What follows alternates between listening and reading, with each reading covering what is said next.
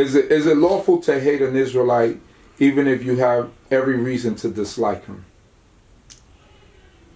You know what?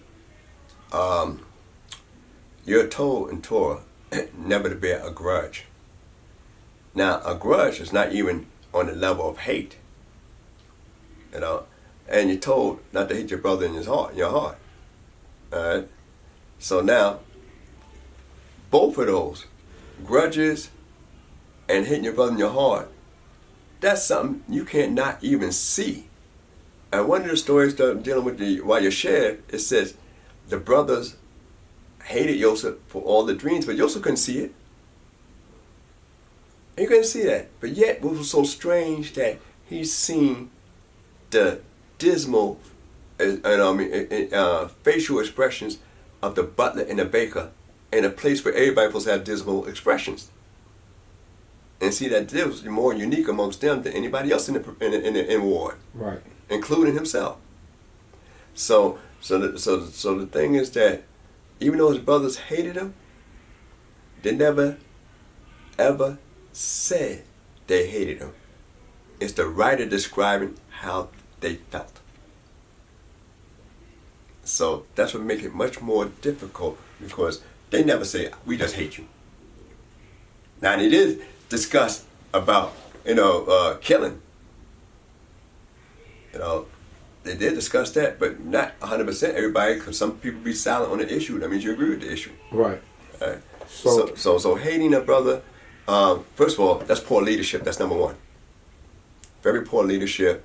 And not only that, it's whether you're a leader or, a civilian, a layman, it's ungodly, period. Because if you can't see the image of God in your next human being, male or female, then you won't see no kind of godliness even in yourself. Is it a fair assessment to say that many Israelites follow the same rabbinic traditions they criticize?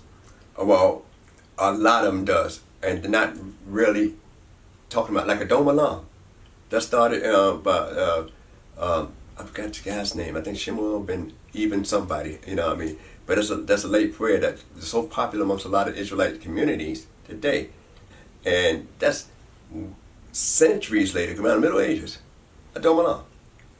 All right? And there's a lot of prayers, that they do. Now, the Shemoni Ezra prayer that most congregations do and say, which is, in other words, sometimes they may call it, the 18 blessings, or either the Amidah, which means the standing prayer. They date that back to Arab in Babylon.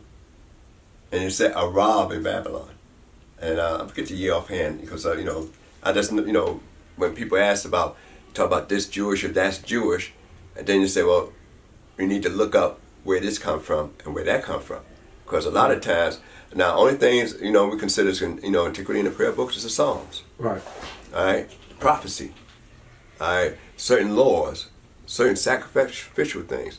All right. The way it's styled and laid up is different. We know in Tanakh, we only find a particular formula for lack of a better term, you might say a prayer. When we bring up a first fruit and say my father was a wandering, Aramean. A formula.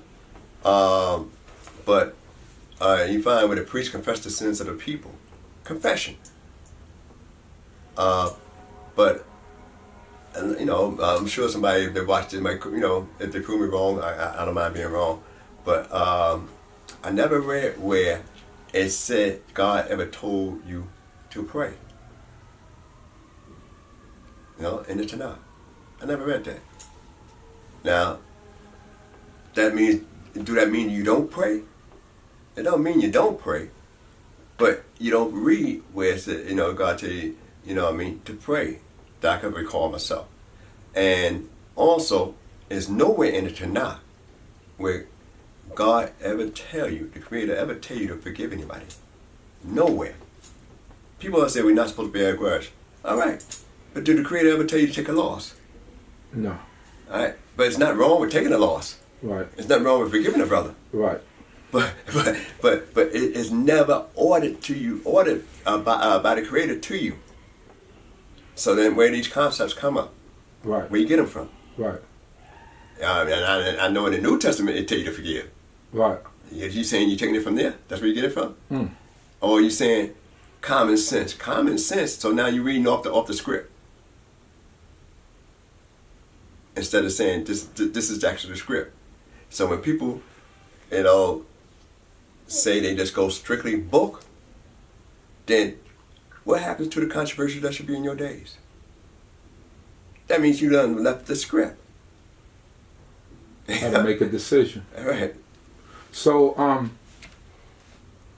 it seems like a lot of Israelites are afraid of the word Jew or Jewish, right? It seems like there is a Phobia, yeah. a phobia of the word.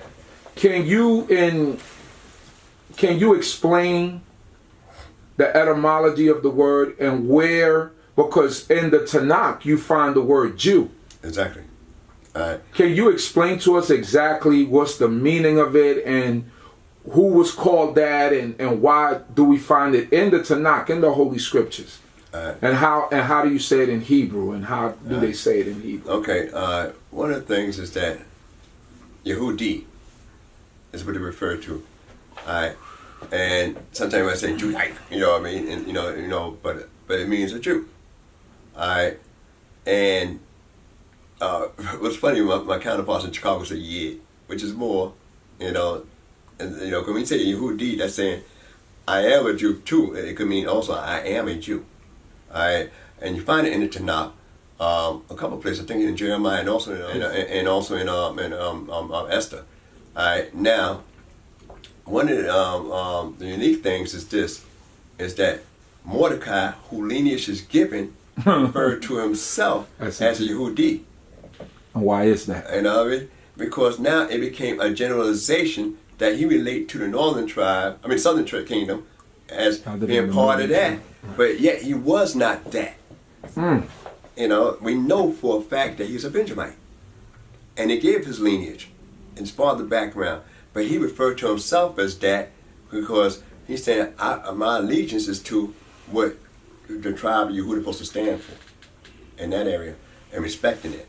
When we deal with like people say, well, the people in Israel call themselves Israelis, but they say, B'nai Yisrael is what we are. Right.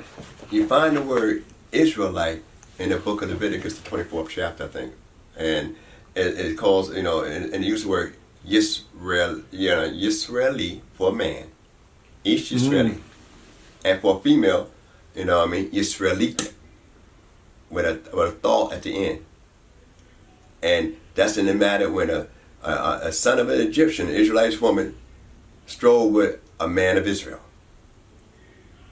And that's, I think, the only spot I can find off the top of my head that you find the term Israelite there, written straight out, and Israelite woman, and the feminine part for the Israelite woman, written straight there in Leviticus. So the proper way to say it is Israeli for... No, Yisraeli. Yisraeli. For man. For man. Yisraelite with a thought at the end, that's the feminine. So and that's straight up in Tanakh and Leviticus, Vayikra. So actually the term that they use in Israel, they call themselves Israelites. Bottom line, they call themselves Israelites. And just like we say Busi for a Busite, and Ka'ani for a Canaanite, that's the way it is in scriptures.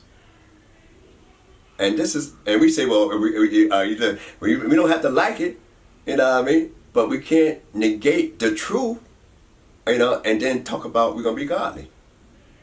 So I didn't write it, and none of the people today write it, and we say we hold to that, and that's and see if it had been anyway, maybe Deuteronomy, you might say, oh, okay, this is Moses' view, right? All right, but you find thus spoke the Lord throughout the other 4 books, and not that much in the book of Deuteronomy, and we accept the whole 5 as being the more stronger, imposing upon us, and because Torah is actually instructions, but the Chumash, and that's why the Creator Himself said, told Joshua, follow the Torah Moshe. Right. And you say, well, that's another issue though. But I'm saying, why? Say, follow the Torah Moshe. So if it's written in the book, and I gave people pretty much the section of the book, I wasn't sure the exact verse. Right. But Leviticus around, I think, 24th chapter, when the incidents when the son of an Israelitish woman, an Egyptian, the son of an Israelitish woman, blasphemed the name of God when he strove against the man of Israel.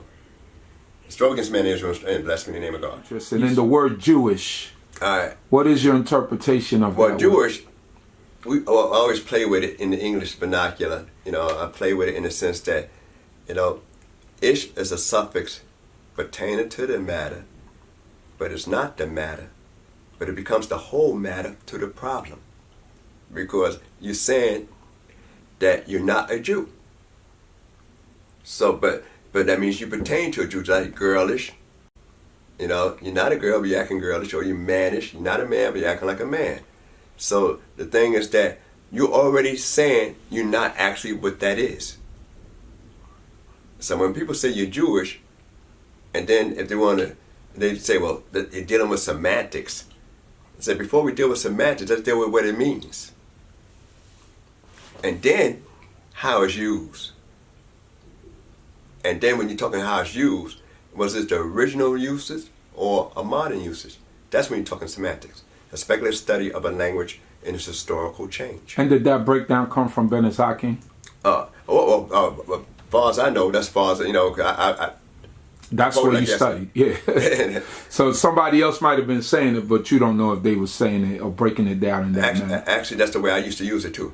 That's the way you used to use it. Okay. Yeah, and we just say Jewish means you pertain to the matter, but but you're not Jewish. And I just add the rest of the stuff. But that's just quoting.